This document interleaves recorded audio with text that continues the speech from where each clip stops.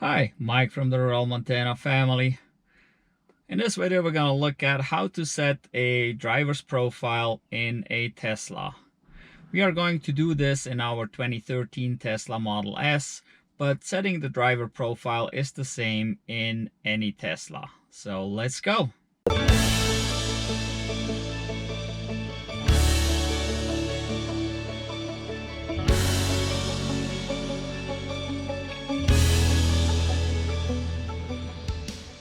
You start right there where it says profile. There may be a name there already if there is a driver's profile in the car already, which is a possibility if there is multiple drivers. If there's a name there, you just tap the name. If it says profile, you tap the profile. And then this little window pops up and you press create driver profile.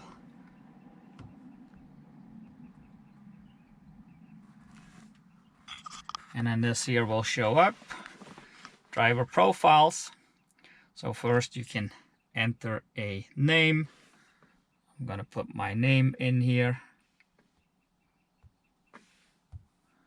There we go.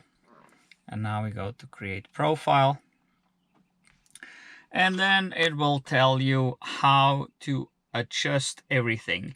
And this will be different from one model to another. So the Model S and X are basically the same, and the Model 3 and Y are the same, but it will just give you instructions on how to adjust and what to adjust. And so for us, the mirror controls are over here on the door, right in this area. On the Tesla Model 3 and Y, you're actually doing it with the steering wheel scroll wheels there.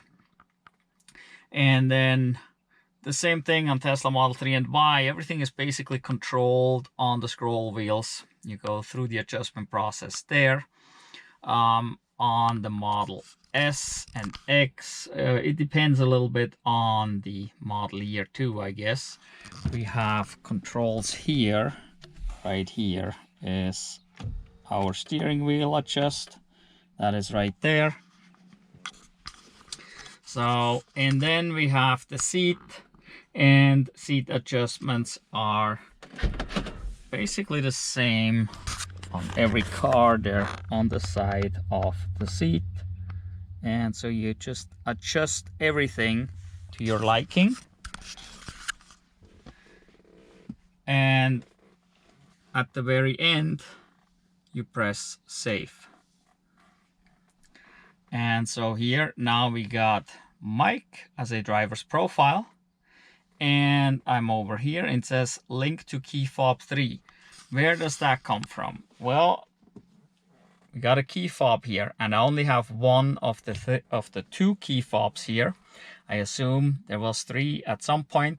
I have 2 of them, and it recognizes that this key fob here, Key FOB 3, is in the car with me. And now I can click that.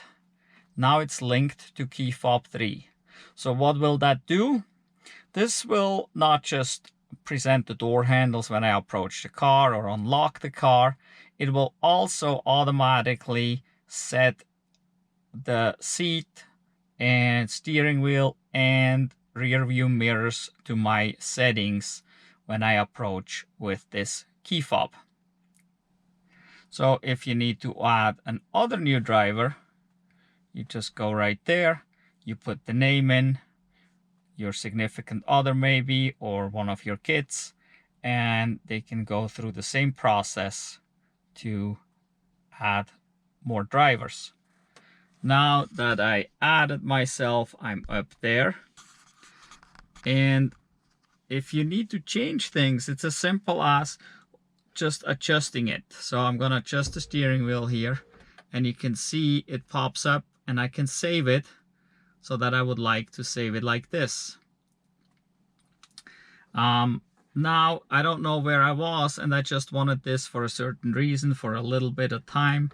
If I go here, I can go back to restore, and it goes back to my original saved settings since I didn't save any setting. But you can change it and save it if you want to leave it like that.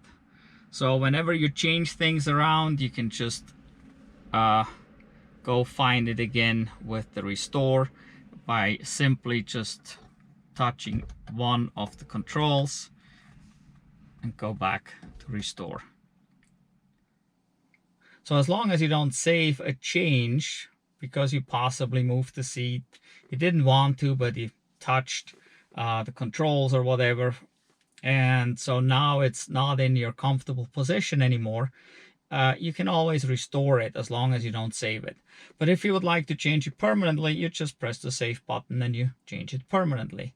So it's super easy. You can also remove the driver's profiles and the settings. So if for some reason maybe one of your kids moved out of the house and they're no longer driving your car, you can definitely remove the setting there as well. So super easy done.